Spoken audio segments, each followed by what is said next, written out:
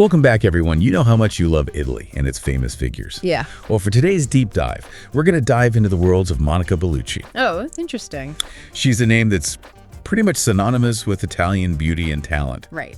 And, she's captivated audiences worldwide. Yeah. But we thought it would be fascinating to go beyond the glitz and glam. Yeah. Kind of uncover the person behind the global fame. Mm-hmm. What do you think? Is there something about her that kind of goes beyond just being a celebrity? Yeah, I think there is. Okay. She's been a top model. She's been a critically acclaimed actress, a cultural icon, and yet there's this grounded, almost humble quality to her that's really intriguing. Yeah, it's like she's managed to stay true to herself amidst all the whirlwind of fame. Right. To do that, I think it helps to understand where she came from. Yeah. We've got a mix of sources for this deep dive. Okay. We've got a YouTube video, we've got some Wikipedia articles, even a magazine profile. And what strikes me is how her early life in Città di Castello, this small town in Umbria, seems to have really shaped her. Mm-hmm. She wasn't born into privilege. No, not at all. She was an only child. Yeah. And she even helped her parents with agricultural work from a very young age. Yeah, she did. It seems like that instilled a strong work ethic in her. Yeah, it did. Something that's evident throughout her career. Yes. She even started modeling at just 13 to pay for law school. Can you imagine having that kind of drive at such a young age? It's amazing. I know. But here's the thing. Yeah. Even as a young girl, her beauty drew a lot of attention. It did.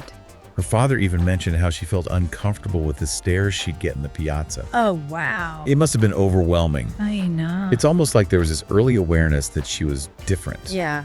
That her looks set her apart. Uh-huh. And that can be a double-edged sword. Yes. On one hand, it opens doors, but on the other, it can make you feel objectified, even a bit ashamed. Do you think that experience influenced her decision to pursue law initially? I think it's possible. It's like she wanted to prove that she was more than just a pretty face. It's certainly possible. But whatever the reason, she did start law school at the University of Perugia. Yeah. And that's where modeling really took over. It did? Yeah, she moved to Milan at 18. Think about that for a second.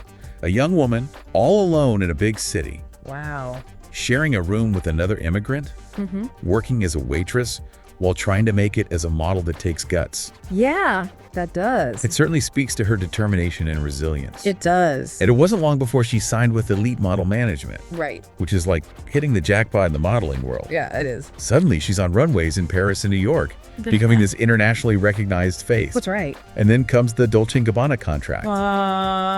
It was a turning point. Right. Not just financially, but also in terms of her image. Yeah. She became their muse, representing this kind of sultry Mediterranean beauty that was so different from the prevailing aesthetic at the time. It was. What's interesting is that it wasn't just a fleeting moment of fame. Right. She remained a sought-after model, gracing the covers of major magazines like Belle, Vogue, GQ, Harper's Bazaar, you name it. She even became an ambassador for Cartier, a brand that's synonymous with luxury and elegance. Yeah. And that partnership continued well into the 2020s. I know. That longevity is pretty remarkable in the world of modeling. It is. I mean, it suggests that she wasn't just a trend, Right. but someone who embodied a timeless kind of beauty. Exactly. And it's interesting how she talks about beauty. Yeah. She once said, beauty can become a problem for any woman only in two cases: when it is completely absent, or when a lady has nothing more to offer than just beauty.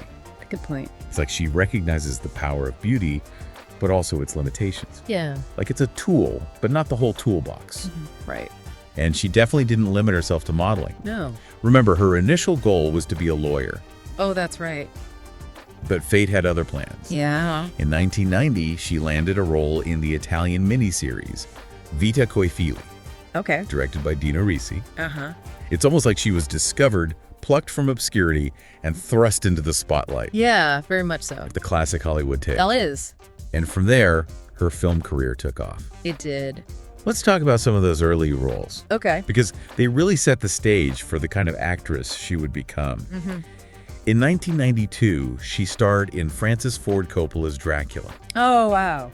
Now, I'm a huge Coppola fan. Yeah. So I can only imagine what an experience that must have been for her. Yeah. It was her first taste of international recognition. Mm-hmm. And it showed her range. Yeah, it did. She wasn't just a beautiful face. Right. She could hold her own alongside established actors like Gary Oldman and Keanu Reeves. Yeah.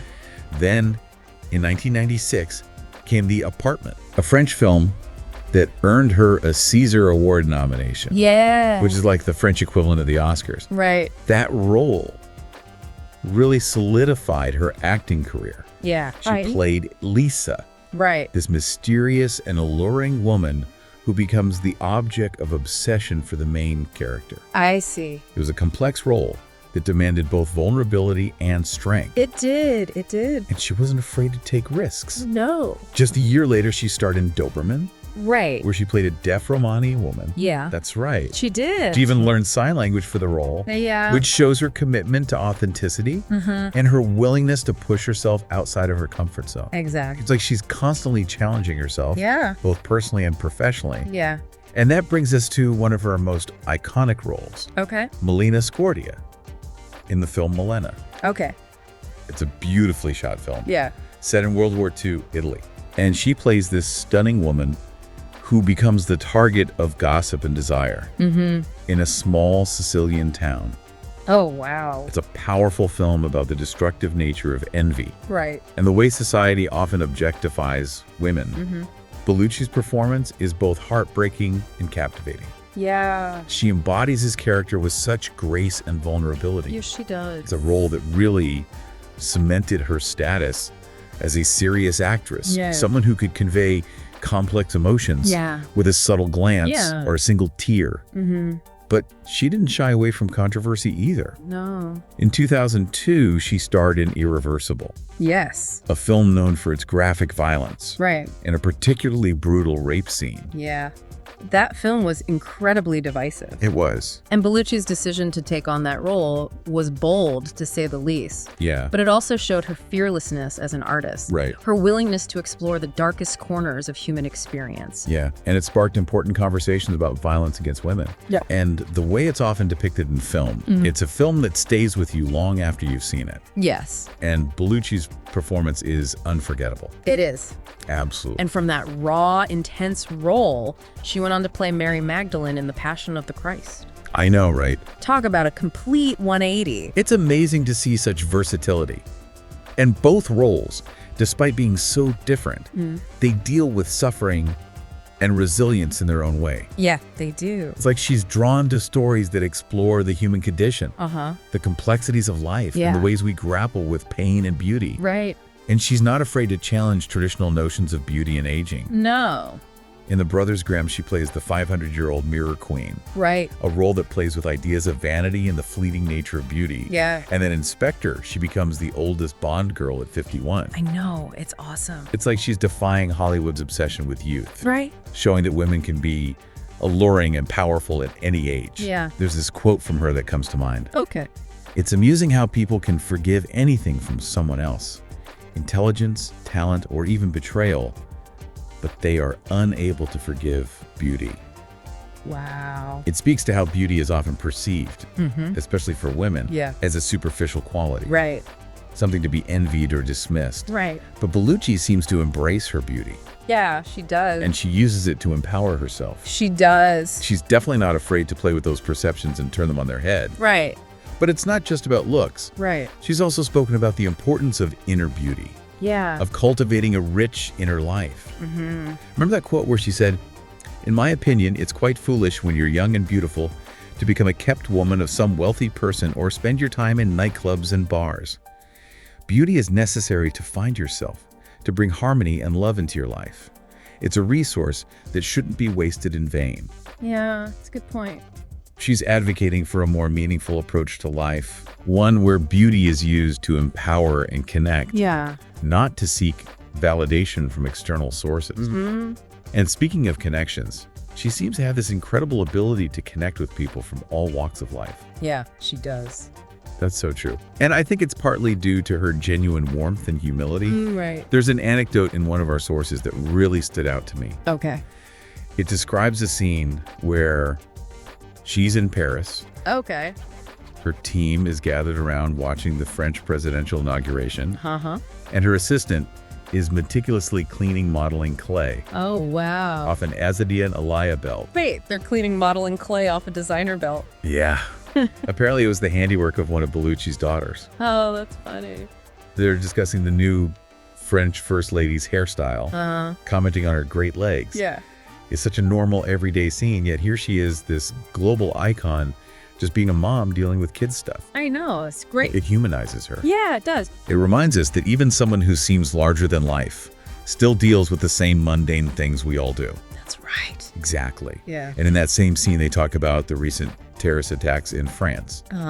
And how Macron's election brings a sense of hope, especially for young people. Yeah. Bellucci even says it shows that you don't have to be old to make things happen. It's a symbol that maybe we should have more confidence in youth, which is beautiful. Oh, that's a great quote. It reveals her awareness of the world around her, her engagement with current events, and her optimism, even in the face of tragedy. Right. And that optimism shines through in her work, too. Yeah. Especially in her collaboration with Serbian filmmaker Mir Kusturica. Oh, yeah. Oh, yes. Let's talk about On the Milky Road. Yeah. It's such a visually stunning and emotionally resonant film. Yeah, it is. And she learned Serbian for the role. She did. Wow. Her dedication to her craft is truly impressive. It is. And she seems to have connected with Kusturica on a deeper level, too. Right. She said of his work, "The Balkans is a very dangerous place. There's this sense that it can all kick off at any moment. It's a land full of beauty, but also so much sadness because you feel the war. Even though it's not there, it's palpable." Kusturica does those films where you feel the duality of reality and poetry because through the poetry, it's as if you can exorcise darkness and things such as a war. Wow. That's such a beautiful way to describe his films. It is. And it speaks to her own belief in the power of art to transcend pain. Yeah. And find beauty even in the darkest of times. Exactly. Yeah. And she's also spoken about how working on that film impacted her personally. Oh, wow. She said, "But it was very interesting to be in this movie because it was a special atmosphere. This land I was in was beautiful, but also very sad. I think Kusturica makes movies where there is duality between fantasy and pain, fantasy and reality. This is one of the most interesting parts of his world, and that's why I approached this project from its human and artistic point of view, never a political one." Wow, that's powerful. It seems like she's always seeking deeper meaning, both in her work and in her life, and she's not afraid to challenge herself intellectually. No. Speaking of challenges, she even appeared in the Twin Peaks reboot. Oh, really? I know.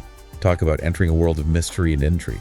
But it shows her willingness to embrace different genres and styles of filmmaking. Right. Absolutely. Yeah. And it's interesting how she reflects on the changing roles of women in the film industry. She once said, "As a child, I used to dream about all the Italian leading ladies like Sophia Loren, Silvana Mangano, and Monica Vitti.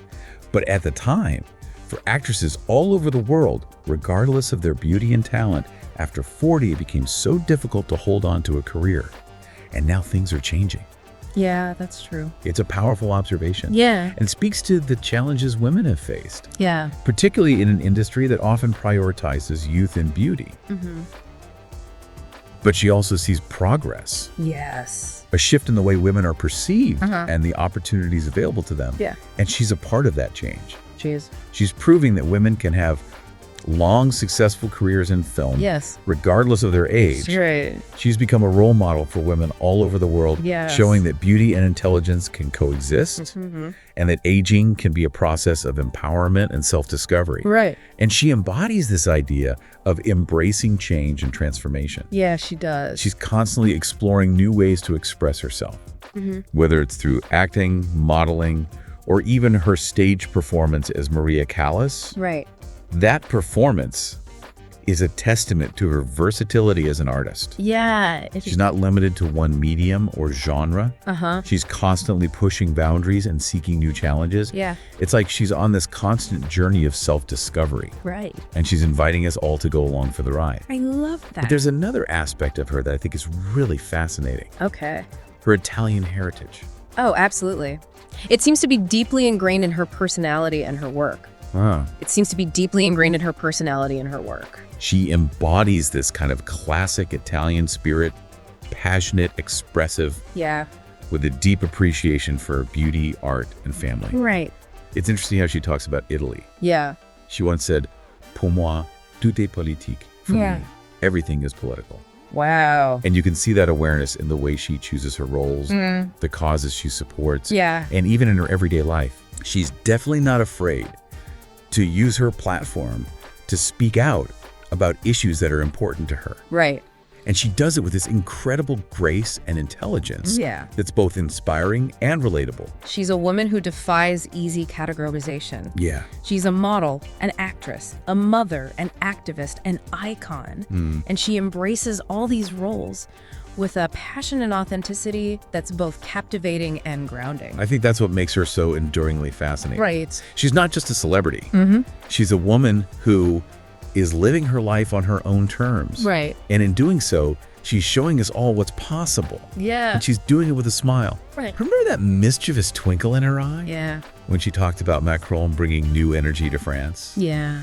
Or when she described Italy as Il bel pays, the beautiful country, despite its problems? Yeah. There's a joyfulness to her, an appreciation for life's simple pleasures, even when discussing challenging topics. She manages to find a glimmer of hope, a reason to smile. It's a reminder that even amidst the chaos and complexities of the world, there's always beauty to be found, connections to be made, and stories to be told. And Monica Bellucci is a master storyteller. She is. Whether she's gracing the cover of a magazine, captivating us on the big screen, or simply sharing her thoughts in an interview. Right. She draws us in with her honesty, her intelligence, and her undeniable charisma. Right.